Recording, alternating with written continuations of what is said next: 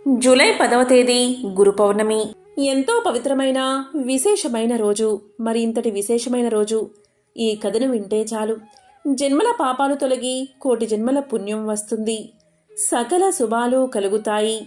చాలామంది సాయిబాబాను గురు స్వరూపంగా భావిస్తారు. పూర్వకాలంలో దేవగిరమ్మ, గంగా భవాద్యుడు అనే దంపతులు ఉండేవారు. ఒకసారి దేవగిరమ్మ ఇంట్లో ఒంటరిగా ఉంది. అప్పుడు ఎవరో ఒక వృద్ధుడు ఇంటి వద్దకు వచ్చి, అమ్మా, బయట చలి చాలా తీవ్రంగా ఉంది, లోపల నాకు కాస్త పడుకునేందుకు చోటివ్వమ్మా అని అడిగాడు. దేవగిరమ్మ చాలా ఉత్తమురాలు. అందువల్ల ఆ వృద్ధుణ్ణి వరండా లోపలికి పిలిచి పరుపు తెచ్చి ఇచ్చి అక్కడ పడుకోమని చెప్పి ఆమె తన తలుపులు వేసుకుని ఇంటి లోపలికి వెళ్ళింది. కొంతసేపు గడిచిందో లేదో తిరిగి ఆ వృద్ధుడు తలుపు తట్టాడు. దేవగిరమ్మ తలుపు తెరిచి చూసింది. అప్పుడు ఆ వృద్ధుడు, అమ్మా, నాకు చాలా ఆకలిగా ఉంది, కొంచెం అన్నం పెట్టమ్మా అన్నాడు. దానికి ఆమె ఇంటిలో వెతికి కొంచెం పిండిని పెరుగులో కలిపి తీసుకువచ్చి ఆ వృద్ధుడికి ఇచ్చింది. తిరిగి దేవగిరమ్మ తలుపులు వేసుకుని లోపలికి వెళ్ళిపోయింది. ఆ వృద్ధుడు మళ్ళీ ఆమెతో, తల్లి, నాకు కాళ్ళు చాలా నొప్పిగా ఉన్నాయి, కొంచెం ఒత్తుతావా అన్నాడు. ఆ మాటలు వినగానే దేవగిరమ్మ ఇంటి లోపలికి వెళ్ళి పూజా గదిలో కూర్చుని, తల్లి, ఏమిటమ్మా ఈ పరీక్షకు ఈ సమయంలో నేనేం చెయ్యాలి? అతనికి సేవ చెయ్యాలా లేక అతనికి విరుద్ధంగా ఉండాలా అని ఎంతో బాధపడుతూ, ఇటువంటి పరిస్థితిని తప్పించు తల్లి, ఎందుకు ఈ పరిస్థితి కల్పించావు అని పార్వతీదేవిని వేడుకుంది. అలా ఆమె పార్వతీదేవిని వేడుకుంటూ ఉంటే మళ్ళీ తలుపు తట్టిన శబ్దమైనది. కానీ ఈసారి మాత్రం వెనుక తలుపు నుండి. దీంతో దేవగిరమ్మ ఆ తలుపు తీయగా ఒక స్త్రీ వచ్చింది. ఆ స్త్రీ దేవగిరమ్మతో, అమ్మా, ఒక ముసలాయనకు సేవ చెయ్యాలి అన్నావంట కదా, ఎవరికి సేవలు చెయ్యాలి అని పలికింది. అప్పుడు దేవగిరమ్మ తాను ప్రార్థించిన తన పార్వతీదేవే ఈ స్త్రీని పంపించిందని ఎంతో ఆనందపడి ఆ స్త్రీని ఆ వృద్ధుడికి సేవ నిమిత్తమై వరండాలోకి పంపించింది. దేవగిరమ్మ తలుపులు వేసుకుంది. కాని అక్కడికి వచ్చిన ముసలాయన, ఇప్పుడు వచ్చిన స్త్రీ సాక్షాత్తు శివ పార్వతులు ఒకరితో ఒకరు ఇలా మాట్లాడుకుంటూ ఉన్నారు. పార్వతి ఆమె మనోభీష్టం నెరవేర్చు అని ఈశ్వరుడు చెప్పగా వెంటనే పార్వతీదేవి ఈశ్వరుడితో, మహాశివ, మీరు పరమేశ్వరులు కదా, మీరే అనుగ్రహించండి అని పలకగా వెంటనే ఈశ్వరుడు, నేను ఈమెను పరీక్షించడం కోసం వచ్చిన వాడిని, నీవు ఆమె ప్రార్థన విని వచ్చిన దానివి కనుక నీవే ఆ వరాలు అందించు అని పలికాడు. ఇంతలో దేవగిరమ్మకు మళ్ళీ తిరిగి తలుపు తట్టిన శబ్దం వినబడింది. ఆ శబ్దం విని ఆ స్త్రీ ఉంది కదా అనే ధైర్యంతో తలుపు తెరిచింది. కానీ అక్కడ ముసలాయన, స్త్రీ ఇద్దరూ లేరు. వారిద్దరూ పార్వతీ పరమేశ్వరుల రూపంలో దర్శనాన్ని కల్పించారు. ఇక దేవగిరమ్మ ఆనందానికి అవతులు లేవు. అమితమైన ఆనందంతో వారి పాదాలపైన పడింది. అప్పుడు పార్వతీదేవి ఇలా ఆశీర్వదించింది, దేవగిరమ్మ, నీకు వంశోద్ధారకుడైన ఒక కుమారుణ్ణి, కన్యాదానం చేయడానికి ఒక కుమార్తెను అనుగ్రహిస్తున్నాను అని చెప్పింది. దేవగిరమ్మ వెంటనే ఈశ్వరుడి పాదాల మీద పడింది. అప్పుడు ఈశ్వరుడు, దేవగిరమ్మ, నీ భక్తికి నేను ఎంతగానో సంతోషించాను, నేను నీ 3వ గర్భంలో వచ్చి పుడతాను అని దీవించాడు. ఈ విధంగా దేవగిరమ్మ నమస్కారం చేసి లేచి చూసేసరికి పార్వతీ పరమేశ్వరులు ఇద్దరూ అదృశ్యం అయిపోయారు. తెల్లవారేసరికి ఆమె భర్త అయినటువంటి గంగా మమాద్యుడు ఇంటికి వచ్చాడు. రాత్రి జరిగిందంతా కూడా ఆమె పూసగుచ్చినట్లుగా భర్తతో చెప్పింది. ఆమె చెప్పిన మాటలు భర్త నమ్మలేదు. దేవగిరి, నీకేదో కల వచ్చింది కాబోలు, పార్వతీదేవి ఏమిటి, పరమేశ్వరుడు ఏమిటి, రావడం ఏమిటి, నిన్ను ఆశీర్వదించడం ఏమిటి, ఈ విధంగా ఆమెను హేళన చేస్తూ ఉన్నాడు. అతనికి అస్సలు నమ్మకం లేదు. ఇలా కొంతకాలం గడిచాక దేవగిరమ్మ గర్భాన్ని ధరించింది. అనుకున్నట్లుగానే కుమారుడు జన్మించాడు. మరొక సంవత్సరం కుమార్తె పుట్టింది. తన భార్య చెప్పిన ఈ 2 విషయాలు ప్రత్యక్షంగా జరగడం వల్ల నిజంగా పార్వతీ పరమేశ్వరులు ఆమెకు దర్శనం ఇచ్చారని విశ్వాసాన్ని పొందాడు అతను. దేవగిరమ్మ భక్తి అయిన గంగాభవాద్యుడు తన భార్యతో, నీకు పార్వతీ పరమేశ్వరులు చూసే అదృష్టం లభించింది, నాకా ఆ అదృష్టం లేదు అని పలికాడు. తన భార్య వలె తాను కూడా పార్వతీ పరమేశ్వరులను ప్రత్యక్షం చేసుకోవాలి అన్న కోరిక, దీక్ష కలిగాయి. ఆ తరువాత దేవగిరమ్మకు 3వ గర్భం ప్రారంభమైనది. ఈ దృశ్యాన్ని కూడా నిదర్శనంగా గమనించడం వల్ల గంగాభవాద్యుడి మనసు మాయ నుంచి విడిపడి చాలా చాలా మార్పు చెందుతూ వచ్చింది.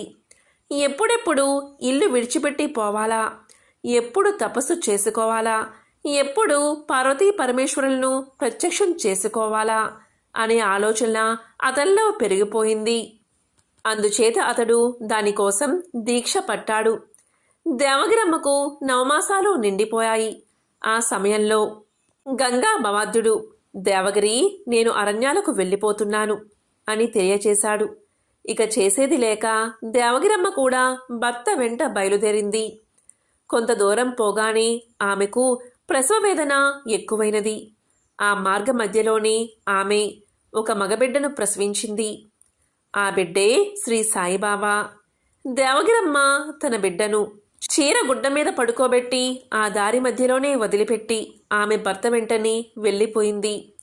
కనుకే ఈ పిల్లవానికి తల్లెవరో తండ్రి ఎవరో అనేది ఎవరికీ తెలియదు. ఆ తరువాత అటుగా పోతున్న ఒక పకీరుకు ఈ బిడ్డ కనిపించాడు. ఆ పకీరు ఈ బిడ్డను ఇంటికి తెచ్చుకుని సుమారు 4 సంవత్సరాల పాటు తన వద్దే పెంచాడు. కానీ 4వ ఏట ఆ పకీరు చనిపోయాడు. ఏకాకి అయిన ఆ పకీరు భార్య ఆ బాబును మాత్రం ఎంతో ప్రేమగా పెంచుకోసాగింది. అయితే అప్పటికే ఆ పిల్లవాడి చేష్టల వల్ల గ్రామంలో హిందూ ముస్లింల కలహాలు మరింత ప్రజ్వరిల్లి గొడవలు జరుగుతూ ఉండేవి. ఆ అనాథ బాలుడు హిందూ దేవాలయాలకు వెళ్ళి మహమ్మద్ ప్రవక్త గురించి ప్రవచించేవాడు. మే అల్లాహు, నేనే దేవుణ్ణి అనేవాడు. ఒక్కొక్కసారి అల్లా మాలిక్, దైవమే సర్వాధికారి అనేవాడు. తర్వాత మసీదులోకి వెళ్ళి రాముడే అల్లా, శివుడే దేవుడు అని వెర్రికేకలు వేసేవాడు.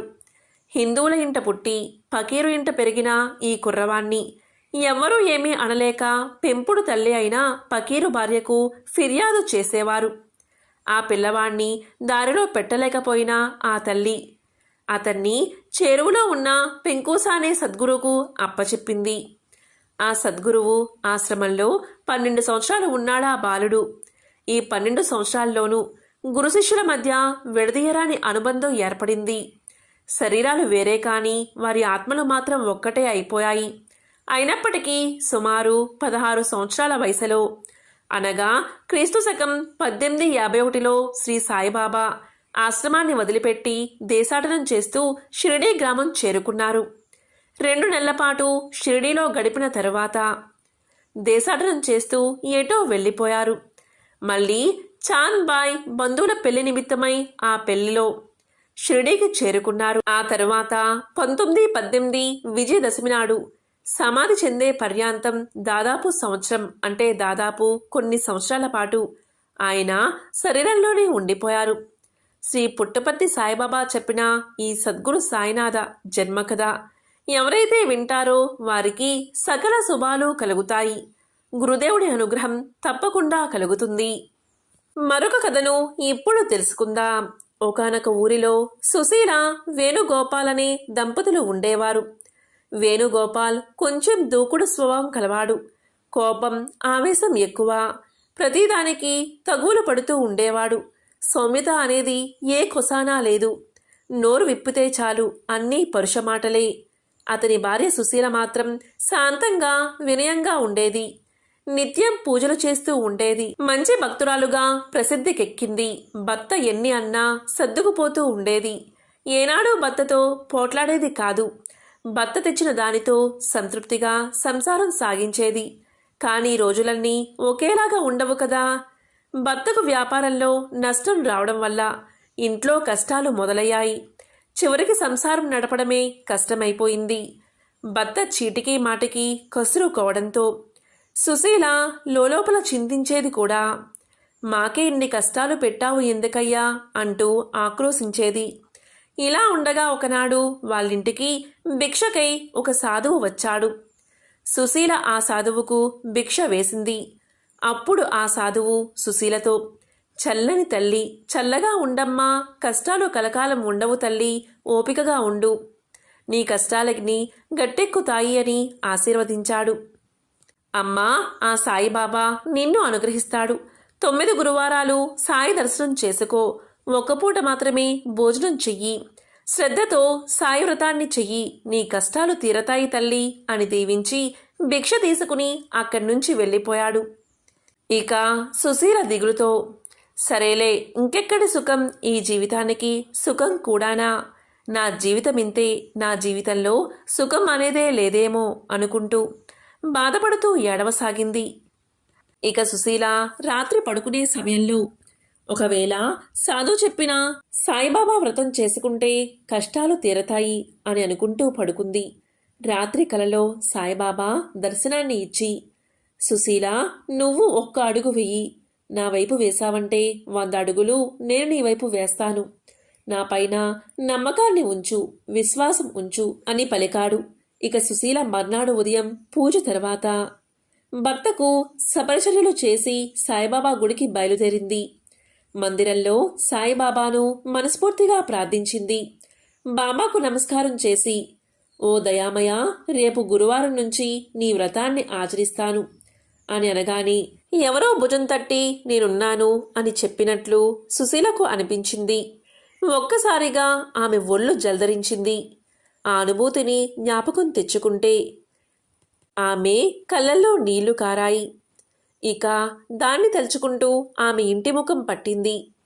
ఎన్నడూ మంచి మాటలు పలకని సుశీల భర్త, బాబా మందిరానికి వెళ్తున్నాను అంటే నేను కూడా వచ్చేవాడినే కదా, ఆ బాబాదై ఉంటే మన బాధలన్నీ పటాపంచలు అయిపోతాయి, పోయి బాబా చిత్రపటాన్ని తెస్తాను ఉండు అంటూ బయటకు వెళ్ళిపోయాడు. ఈ మాటలు విని సుశీల బెత్తరపోయింది. అంతా బాబా మహిమే అనుకుంది ఆవిడ. మర్నాడు గురువారం నిత్య పూజ తర్వాత కుంకుమ రాసి బొట్టు పెట్టి దానిపై నూతన వస్త్రాన్ని పరిచి భర్త తెచ్చిన సాయిబాబా పటాన్ని ఉంచింది. పసుపు, కుంకుమ, అక్షింతలతో బాబాను పూజించింది.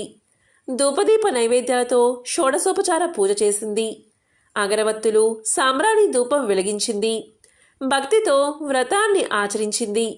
బాబా మంత్రించినట్లుగా భర్త కూడా అక్కడే ధ్యానంలో గడిపాడు. ఈ శుభ పరిణామానికి సుశీల ఎంతగానో సంతోషించింది. సుశీల ఆనాడు ఒంటిపూట ఆహారంతో గడిపింది. సాయిబాబా గుడికి వెళ్ళి ప్రార్థన చేసింది. ఇలా 9 వారాలు చేసి 9 మంది ముత్తైదువులకు వాయినాన్ని ఇచ్చింది. భోజనాలు పెట్టింది. 9 వ్రత పుస్తకాలు పంచి పెట్టింది. అత్యంత భక్తి శ్రద్ధలతో, నియమనిష్ఠలతో సాయిబాబా వ్రతాన్ని ఆచరించింది. దీనివల్ల అనతి కాలంలోనే వారి ఇంట సంపదలు కలిగాయి. భర్త వ్యాపారంలో కూడా లాభాలు వచ్చాయి. సాయిబాబా అనుగ్రహం వల్ల సుశీల భర్త యొక్క స్వభావం కూడా పూర్తిగా మారిపోయింది. మిక్కిలి సౌమ్యుడై భక్తి కలిగి పరోపకార తత్వంతో మెలగసాగాడు అతను. ఇరుగు పొరుగు వారందరూ వారిద్దరూ సాక్షాత్తు ఆది దంపతులు అని అనుకునేవారు. వేణుగోపాల్ సుశీల దాంపత్యం ఎంతో అన్యోన్యంగా మారి వ్యాపారం 3 పువ్వులు 6 కాయలుగా కొనసాగింది. వారు వీలైనప్పుడల్లా సాయిబాబా వ్రతాన్ని ఆచరిస్తూ కాలం గడుపుతున్నారు. ఇలా ఉండగా ఒకనాడు వారింటికి సుశీల చెల్లెలు, భర్త వచ్చారు. మాటల సందర్భంలో, అక్క, మా పిల్లలు చదువులో బాగా వెనకపడ్డారు, తరచుగా పరీక్షలు తప్పుతున్నారు, ఇంత డబ్బులు కట్టి చదివిస్తున్నాము, ఒక్క అక్షరం కూడా రావడం లేదు వీళ్లకు అంటూ వారు విసుక్కున్నారు. ఈ గొడవలతో విసిగిపోతున్నాను అక్క, ఏం చెయ్యాలో నాకు అస్సలు తోచడం లేదని చెల్లి అక్కతో చెప్పుకుంది. అప్పుడు సుశీల చెల్లితో, చెల్లి, అందరికీ బాబాగారు ఉన్నారు, నీవు వచ్చే గురువారం నుంచి సాయిబాబా వ్రతదీక్ష 9 గురువారాలు వ్రతాన్ని ఆచరించు, అంతా బాబానే చూసుకుంటారు అని చెబుతుంది. ఇక అక్క చెప్పినట్లుగా సుశీల చెల్లెలు 9 గురువారాలు సాయిబాబా వ్రతాన్ని ఆచరించింది. భక్తితో, విశ్వాసంతో, నమ్మకంతో వ్రతాన్ని పూర్తి చేసింది. దీంతో సుశీల చెల్లెల యొక్క పిల్లలకు పరీక్షల్లో మంచి మార్కులు వచ్చాయి. క్రమంగా పిల్లలు బాబాగారి దయ వల్ల పెద్ద పరీక్షల్లో మంచి మార్కులతో ఉత్తీర్ణులు అయ్యారు. సుశీల చెల్లెలు, ఆమె భర్త ఎంతగానో సంతోషించారు. ఇదంతా బాబా దయవల్లే జరిగిందని బాబాగారికి పరమ భక్తులు అయ్యారు. నాటి నుండి ప్రతి సంవత్సరం అక్కా చెల్లెళ్ళు క్రమం తప్పకుండా సాయిబాబా వ్రతాన్ని చేసుకుంటూ సాయి వ్రత పుస్తకాలను పంచిపెట్టసాగారు. సుఖ సంతోషాలతో జీవించసాగారు. ఒకప్పుడు వయసు మీరిన మహిళ అయిన దేవి అనే అమ్మాయి పెళ్ళైతే షిరిడీ సాయిబాబాను దర్శించి కొబ్బరికాయ సమర్పిస్తానని మొక్కుకుంది. దీంతో బాబా అనుగ్రహం వల్ల ఆమెకు వివాహం జరిగింది. కానీ ఆమె అత్తింటి వారికి సాయిబాబా అందు అస్సలు విశ్వాసం లేదు. అందుకని దేవి అత్తింటి వారి మనసు మార్చి తనను మొక్కు తీర్చుకోవడానికి షిరిడీకి రప్పించుకోమని బాబానే ప్రార్థించింది. దీంతో బాబా కరుణించి ఆమెకు షిరిడీ దర్శన భాగ్యాన్ని ప్రసాదించారు. ఆమె సాయిబాబా చరణాలకు శ్రద్ధాభక్తులతో మొక్కింది. మర్నాడు బాబా దర్శనానికి ద్వారకకు ఆ అమ్మాయి చేరుకున్నాక మహారాష్ట్ర సాంప్రదాయం ప్రకారం పెళ్ళైన మహిళలు పెట్టుకునే ముక్కుకు ధరించే ఆభరణం గత రాత్రి ఎక్కడో పోగొట్టుకున్నట్టుగా తెలుసుకున్నది ఆమె. అది లేకుండా అత్తింటి వారు ఇంట్లో కనీసం అడుగైనా పెట్టనివ్వరు. దాంతో ఆమె నిస్సహాయ స్థితిలో ఏమి చెయ్యాలో తెలియక బాధపడుతూ బాబాను దూషించింది. అది గుర్తించిన బాబా ఆమెతో ఇలా పలికాడు, అమ్మా, నీ నాసికాభరణం నీ దగ్గరే ఉంది, ఎవరూ దొంగలించలేదు అన్నాడు. అది విన్న ఆమె కోపంతో బాబాకు నమస్కరించి కొట్టాల్ని తీసుకొచ్చిన కొబ్బరికాయని కొట్టకుండా తిరిగి వెళ్ళిపోదామని నిశ్చయించుకుంది. అలా ఆమె తిరిగి వెళ్ళిపోతూ ఉంటే బాబా ఇలా పలికారు, అమ్మా, నా కోసం తెచ్చిన కొబ్బరికాయను నాకు ఇవ్వు అని పలికారు. అది విన్న మహిళ మరింత కోపం తెచ్చుకుని నీ కొబ్బరికాయను నీవే తీసుకో అని బాబా ముందు గట్టిగా కొట్టింది. ఆ కొబ్బరికాయలో నుంచి ఆమె పోగొట్టుకున్న నాసికాభరణం బయటకు వచ్చింది. దాంతో ఆమె ఆనందానికి, ఆశ్చర్యానికి అవధులు లేకుండా పోయాయి. అలాగే ఆమె పశ్చాత్తాపంతో ఎంతో బాధపడింది. క్షమించమని వేడుకుంది. ఇలాంటి లీలలు పరబ్రహ్మ స్వరూపమైన సాయినాథునికే సాధ్యం. షిరిడీ సాయిబాబా తన జీవితంలో ఎంతో ఆనందంగా గడిపాడు. ఎంతో మధురంగా పాడేవారు. తొలి రోజుల్లో సాయిబాబా దీపాలు వెలిగించడంలో ఎంతో ఆసక్తి చూపించేవారు. సాయిబాబా దుకాణాలకు వెళ్ళి దీపాల కోసం వర్తకులను నూనె అడిగేవారు. చేతిలో రేకు డబ్బా పట్టుకుని స్వయంగా దుకాణాల్లో తానే అడిగి దానిని డబ్బాలో పోయించుకునేవారు. తరువాత ఆ నూనెను మట్టి ప్రమిదల్లో పోసేవారు. తరువాత అతను ఆ దీపాలను ఆలయంలోనూ మసీదుల్లోనూ దేదీప్యమానంగా వెలిగించేవారు. ఇలా కొన్ని రోజుల వరకు సాగింది. దీపారాధన అంటే బాబాకు ఎంతో ప్రీతి. దీపావళి పర్వదినం రోజు సాయిబాబా దీపోత్సవం చేసేవారు. సాయిబాబా గుడ్డ పేలికలను ఒత్తులుగా చేసి ప్రమిదల్లో పెట్టి నూనె పోసి దీపాలను వెలిగించేవారు. సాయిబాబా ప్రతిరోజు నూనెను ఉచితంగా అడిగితే వర్తకులు కాదు అనకుండా ఇచ్చేవారు. ఒకసారి వర్తకులంతా బాబాకు వ్యతిరేకంగా మారారు. ప్రతిరోజు ఇలా ఊరుకుని నూనె పొయ్యడమేమిటి అని అనుకున్నారు వాళ్ళంతా. తర్వాత రోజు బాబా ప్రతిరోజులాగే నూనె కోసం వర్తకుల వద్దకు వెళ్ళారు. కానీ వర్తకులందరూ నూనె ఇవ్వడానికి నిరాకరించారు. సాయిబాబా మారు మాట్లాడకుండా వెనుతిరిగారు. మసీదుకు చేరుకున్నారు. ప్రమిదల్లో గుడ్డ పీలికలతో వత్తులు చేసి ప్రమిదల్లో పెట్టారు. ఆ వర్తకులంతా నూనె లేకుండా బాబా ఎలా దీపాన్ని వెలిగిస్తారో చూద్దామన్నట్లు చూస్తూ ఉన్నారు. అప్పుడు బాబా మసీదు గూట్లో నుండి తన రేకు డబ్బాను తీశారు. అందులో నూనె లేదు. అప్పుడు బాబా ఆ డబ్బాల్లో నీళ్లను పోసి బాగా కలియతిప్పి ఆ నీటిని నోటిలోకి తీసుకుని పుక్కిలించి తిరిగి ఆ డబ్బాలోకి పోశారు. ఆ నీటిని ప్రమిదల్లో పోసి దీపాలను వెలిగించారు. రాత్రంతా అవి జ్ఞాన ప్రకాశాలను విరజిమ్మాయి. ఇదంతా చూసిన వ్యాపారుల కళ్ళకు అజ్ఞానపు చీకట్లు ఆ వెలుగులో తొలగిపోయాయి. క్షమించమంటూ బాబా కాళ్లపై పడ్డారు. అబద్ధాలు ఆడవద్దని, ఎల్లప్పుడూ సత్యాన్నే పలకాలని చెప్పి బాబా వారిని పంపించారు. నిజానికి సూర్య చంద్రులు అనే ఆకాశ దీపాలుగా నిలిపిన మహిమాన్వితుడికి నూనె దీపాలు వెలిగించడం ఒక లెక్క. బాబా దీపాలు వెలిగించాలంటే నూనె అక్కర్లేదు, సంకల్పం చాలు. కానీ మానవావతారంలో నడిచిన దైవం బాబా.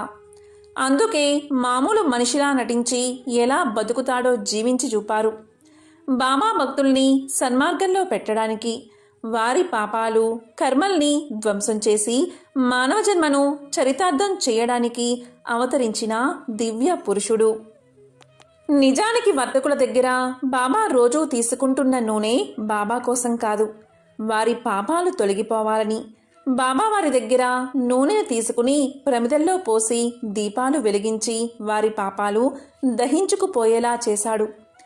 అప్పుడు నిజం తెలుసుకున్న వర్తకులు తాము నూనె లేదని అబద్ధం చెప్పి ఎంతో తప్పు చేశామని పశ్చాత్తాపపడ్డారు. ఇక ఒకరోజు షిరిడీలో ఒక అద్భుతం జరిగింది. బాబా మహానిర్యాణానికి 7 రోజుల ముందు ఈ సంఘటన జరిగింది. ఒక ఎద్దుల బండి వచ్చి బాబా నివసించే మసీదు ప్రాంగణంలో నిలబడింది. ఆ బండిలో ఒక పెద్ద పులి ఉంది. దాని మెడ చుట్టూ గొలుసులు కట్టి ఉన్నాయి. దాన్ని గొలుసులతో బిగించారు. ఆ పెద్ద పులి ఏదో రోగంతో బాధపడుతుంది. ఆ పెద్ద పులిని ప్రదర్శన చేస్తూ దాని యజమానులు జీవనం కొనసాగించేవారు. ఆ పెద్ద పులి యజమానులు తమకు చేతనైనంత చికిత్స చేయించారు. కానీ దాని రోగం తగ్గలేదు. ఆ పెద్ద పులి వారి జీవనాధారం. దాన్ని ప్రదర్శిస్తూ ఊరూరా తిరుగుతూ పొట్ట పోసుకునేవారు. అలా తిరుగుతూ ఉండగా వారికి బాబా లీలల గురించి తెలిసి వచ్చింది. వారు బాబాను దర్శించాలి అనుకున్నారు. వారు బాబా దగ్గరకు వచ్చి బండి నుండి పెద్ద పులిని దించారు. ఆ పెద్ద పులిని చూసి అందరూ భయపడ్డారు. అందరూ ఏం జరుగుతుందా అని విచిత్రంగా చూస్తూ ఉన్నారు. ఆ యజమానులు బాబాకు జరిగిందంతా చెప్పారు. సాయిబాబా అనుమతి తీసుకుని ఆ పెద్ద పులిని బాబా దగ్గరకు చేర్చారు.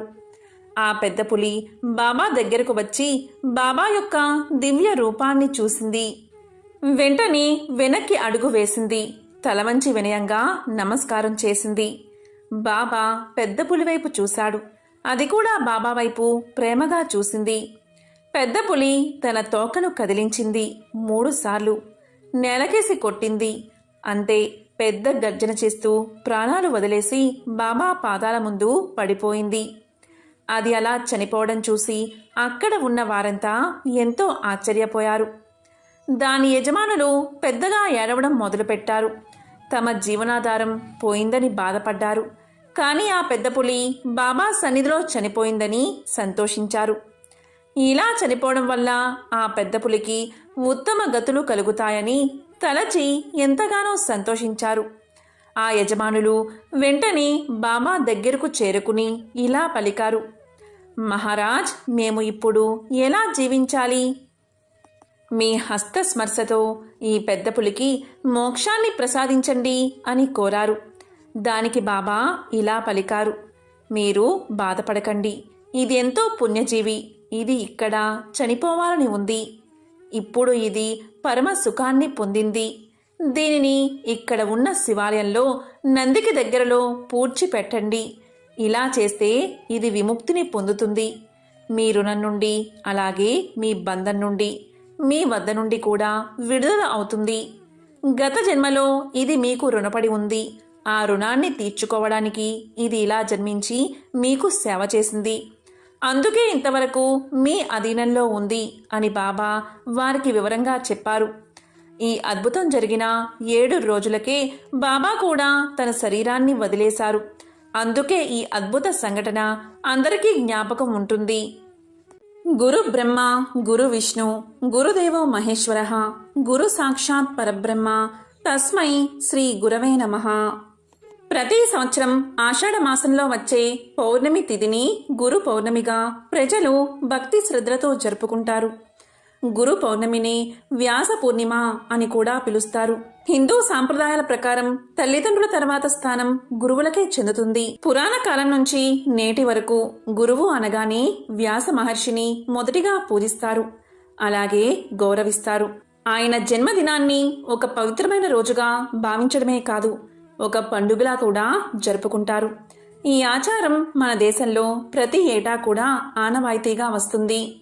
ఇలా గురు భగవానుణ్ణి స్మరించుకుని గురు పౌర్ణమి నాడు పూజలు చేస్తే తమకు సకల సంపదలు లభిస్తాయని హిందువుల నమ్మకం. అయితే గురువు అనగానే వ్యాస మహర్షి ఎందుకు గుర్తొస్తారు? ఎందుకని ఈ రోజున ఆయన్ని అందరూ పూజిస్తారు, అతని ఆశీర్వాదాన్ని తీసుకుంటారో, దీని వెనుక ఉన్న కథ ఏంటో ఇప్పుడు తెలుసుకుందాం. చాతుర్మాస దీక్ష ప్రారంభ సమయంలో వస్తుంది గురు పౌర్ణమి.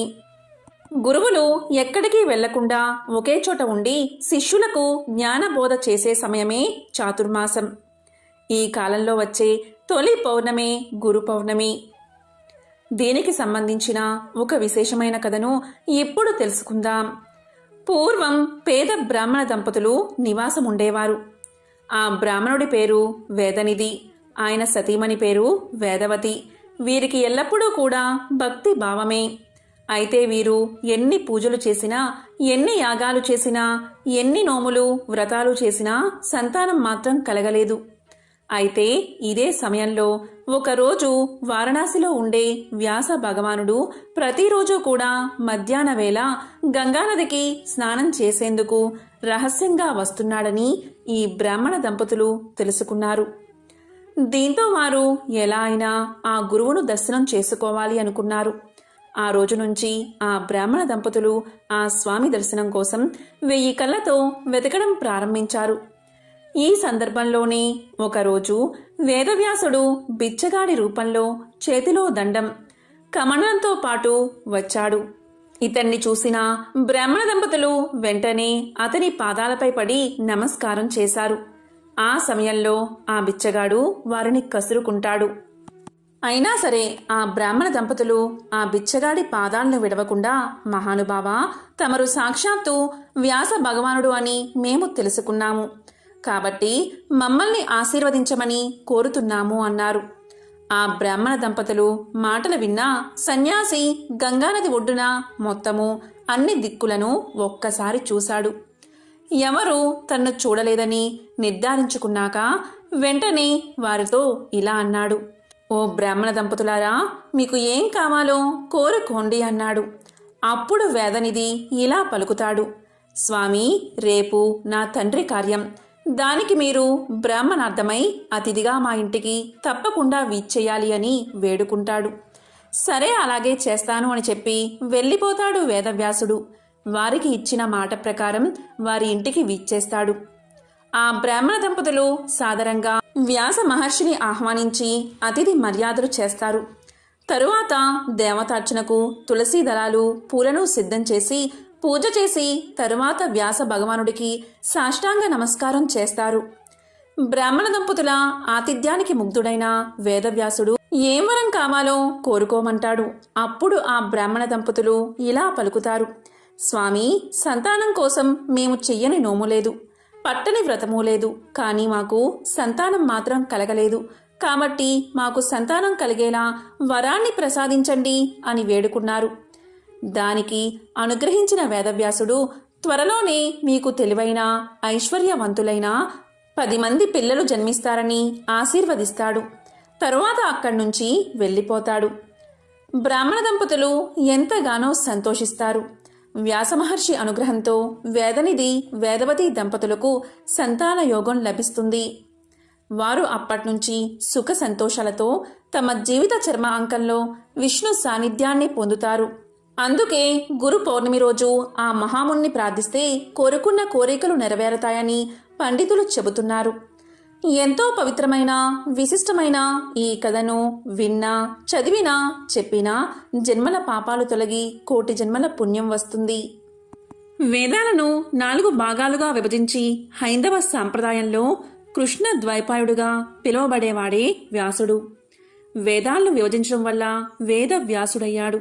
వేదాలతో పాటు మహాభారతం, మహాభాగవతంతో పాటు అష్టాదశ పురాణాలు రచించాడు వ్యాసుడు. వ్యాసుడు సప్త చిరంజీవుల్లో ఒకడు. వేదవ్యాసుడు జన్మ వృత్తాంతం గురించి అష్టాదశ పురాణాలలో చాలాసార్లు చెప్పబడి ఉంది. మరి ఆ కథ ఏంటో ఇప్పుడు విందాం. పూర్వకాలంలో చేది రాజ్యాన్ని వసువు అనే మహారాజు పరిపాలన చేస్తూ ఉండేవాడు. ఒకరోజు వేటకు అడవికి వెళ్లిన రాజు ఆ అడవిలో మునులు తపస్సు చేయడం చూసి తాను తపస్సు చేయడం ఆరంభించాడు. అప్పుడు ఇంద్రుడు అది గ్రహించి, నీ వర్ణాశ్రమ ధర్మ పరిపాలనకు తపస్సుకు మెచ్చుకుంటున్నాను. నీవు నాతో స్నేహం చేసి నా వద్దకు వస్తూ పోతూ రాజ్యపాలన చేస్తూ ఉండు అని పలికి అతనికి దివ్యత్వాన్ని, మణి సువర్ణమయమైన దివ్య విమానాన్ని, ఎటువంటి ఆయుధాలు తాకలేని వాడిపోని పద్మాలు కల ఇంద్రమాల అనే పద్మమాలను ఇచ్చాడు. ఆ వసురాజు విమానాన్ని ఎక్కి పైలోకంలో సంచరిస్తూ ఉండడం వల్ల అతనికి ఉపరిచరుడు అనే పేరు వచ్చింది. వసువు నివసిస్తున్న నగరానికి పక్కగా సుక్తిమతి అనే నది ఉంది. సుక్తిమతి అనే నది పక్కన ఉన్న కోలహలుడు అనే పర్వతం సుక్తిమతి మీద మోజుపడి ఆ నదిని అడ్డగించగా ఉపరిచరుడు ఆ పర్వతాన్ని తన కాలితో తొలగించాడు. సుక్తిమతికి కోలాహలుడికి మధ్య జరిగిన సంపర్కం వలన గిరిక అనే కుమార్తె, వసుపదుడు అనే కుమారుడు జన్మిస్తారు. సుక్తిమతి వారిరువుర్ని వసువుకి కానుకగా ఇస్తుంది. వసువు గిరికని వివాహం చేసుకుంటాడు. వసువు వసుపదుణ్ణి సైన్యాధిపతిగా చేస్తాడు. ఒకరోజు వసువు వేటకు వెళ్తాడు. అప్పుడు తన భార్య గిరిక గుర్తుకు రావడంతో రేతస్సు పడుతుంది. ఆ పడిన రేతస్సుని ఒక దొన్నెలో చేర్చి ఆ దొన్నెని డేగకు ఇచ్చి తన భార్యకు ఇమ్మంటాడు. ఆ డేగ ఆ దొన్నెను తీసుకుని పోతూ ఉండగా మరో డేగ చూసి అది ఏదో తినే పదార్థం అని ఆలోచించి ఆ డేగతో పోట్లాడుతుంది. అప్పుడు ఆ రేతస్సు యమునా నదిలో పడుతుంది. పూర్వం బ్రహ్మ శాపం వల్ల అద్రిక అనే అప్సరస యమునా నదిలో చేపగా మారి తిరగాడుతూ ఉన్నది. ఆ యమునా నదిలో ఉన్న ఒక చేప ఆ రేతస్సుని భక్షిస్తుంది. ఆ భక్షించడం వల్ల అది అండంతో కూడి పిండంగా మారుతుంది. 10 నెలల తర్వాత ఒకరోజు బెస్తవారు చేపలు పడుతూ ఉండగా ఈ చేప చిక్కుతుంది. దాని కడుపుని చీల్చి అందులో ఒక కొడుకును ఒక కూతురును కనుగొని వారిని భద్రంగా తెచ్చి వెంటనే దాసరాజుకు ఇస్తారు. అద్రిక అనే పేరుగల ఆ చేప రూపంలో ఉన్న అప్సరస ప్రసవం జరిగిన తర్వాత శాప విమోచనం జరిగి బ్రహ్మ చెప్పిన విధంగా మత్స్య గర్భాన్ని వదిలి దివ్యవనితగా మారి దేవలోకానికి వెళ్ళిపోతుంది. ఆ మగబిడ్డ పెద్దవాడై ఆ రాజ్యానికి రాజయ్యాడు. ఆ బాలిక మత్స్యగంధి పేరుతో పెద్దదయ్యింది. మత్స్యగంధి తండ్రి లేనప్పుడు యమునా నదిపై నావ నడుపుతూ ఉండేది. ఇలా జరుగుతూ ఉండగా ఒకరోజు వశిష్ఠ మహర్షి మనవడు, శక్తి మహర్షి కుమారుడైన పరాశరుడు ఆ నది దాటడానికి అక్కడకు వస్తాడు. అక్కడ కనిపించిన మత్స్యగంధిని చూసి మోహించే రతి సుఖాన్ని ఇవ్వమంటాడు. అప్పుడు మత్స్యగంధి తన శరీరమంతా చేపల వాసనతో ఉంటుందని, కన్యత్వం చెడిన తాను తన తండ్రికి ఏ విధంగా మొహం చూపగలని ప్రశ్నిస్తుంది. అప్పుడు ఆ మహర్షి ఆమె నుంచి చేపల వాసన పోయేటట్లుగా వరాన్ని ప్రసాదిస్తాడు. సుగంధం వెదజల్లేటట్లు వరాన్ని ఇస్తాడు. అప్పట్నుంచి యోజనగంధిగా పేరు పొందింది. అలాగే ఆమె కన్యత్వం చెడకుండా ఉండే వరాన్ని ఇస్తాడు. తరువాత ఆమెకు తేజోవంతుడైన శిశువు జన్మిస్తాడు. ఆ శిశువు పుట్టిన వెంటనే తల్లికి తండ్రికి నమస్కారం చేసి తపస్సుకు వెళ్ళిపోతాడు. అతని వ్యాస మహర్షి. తల్లి ఎప్పుడైనా మరణం చేసుకుంటే చాలు ప్రత్యక్షమవుతాను అని తల్లికి వరాన్ని ప్రసాదిస్తాడు. ఇదే వ్యాస భగవానుడి జన్మ వృత్తాంతం. ప్రతి సంవత్సరం ఆషాఢ మాసంలో వచ్చే పౌర్ణమి రోజున, అంటే వ్యాస మహర్షి పుట్టినరోజున గురు పౌర్ణమి పండుగను జరుపుకుంటారు. అయితే ఈ గురు పౌర్ణమి రోజు కొన్ని పనులు అస్సలు చేయకూడదు. కొన్ని పనులు ఖచ్చితంగా చెయ్యాలి. మరి చెయ్యకూడని పనులేంటి, చెయ్యాల్సిన పనులేంటో ఇప్పుడు తెలుసుకుందాం. గురు పౌర్ణమి రోజున సూర్యోదయానికి ముందే నిద్రలేచి స్నానం చేయాలి. శుభ్రమైన తెలుపు లేదా పసుపు రంగులో ఉండే బట్టలు కట్టుకోవాలి. గురుదేవుడి విగ్రహానికి లేదా చిత్రపటానికి పువ్వులు పెట్టాలి. పూజా మందిరంలో విగ్రహాన్ని లేదా చిత్రపటాన్ని ఉంచి ఆరాధించాలి. గురుదక్షిణగా పసుపు రంగులో ఉండే బట్టలను సమర్పించాలి. మీ జీవితంలో అజ్ఞానం మరియు అహంకారాన్ని ఎల్లప్పుడూ తొలగించాలని గురువులను ప్రార్థించాలి. గురు పౌర్ణమి రోజున మీకు కష్టాలు తొలగిపోవాలి అంటే, మీ ఆర్థిక సమస్యలకు పరిష్కారం లభించాలి అంటే కొన్ని పనులు తప్పకుండా చేయాలి. ఈ రోజున మీరు అవసరమైన వారికి లేదా పేదలకు పసుపు ధాన్యాలు దానం చేయాలి. అలాగే పసుపు రంగులో ఉండే మిఠాయిలను అందరికీ పంచిపెట్టాలి. ఇలా చేస్తే కష్టాలు తొలగిపోయే అవకాశం ఉంటుందని పండితులు చెబుతున్నారు. గురు పౌర్ణమి రోజున విద్యార్థులు గీతా పఠనం తప్పనిసరిగా చేయాలి. ఇలా చేయడం వల్ల మీకు విద్యలో ఎదురయ్యే అడ్డంకులను సులభంగా అధిగమించవచ్చు. విద్యపై ఆసక్తి లేని విద్యార్థులంతా గీతా పఠనం చేస్తే ఎంతో మంచిది. అలాగే ఈరోజు గోమాతకు సేవ చేస్తే చాలు, మీరు చేసే అధ్యయనంలో మంచి ఫలితాలు వస్తాయి. మీ వైవాహిక జీవితంలో సమస్యలు ఎదుర్కొంటూ ఉన్నా, పెళ్లి కాకుండా ఇబ్బందులు ఎదుర్కొనే వ్యక్తులు గురు యంత్రాన్ని తీసుకుని గురు పౌర్ణమి రోజున ప్రత్యేకంగా ఆరాధించాలి. ఈ పరిహారం చేయడం వల్ల మీకు తప్పనిసరిగా విజయం కలుగుతుంది. మీ వివాహ జీవితానికి సంబంధించిన సమస్యలన్నీ తొలగిపోతాయి.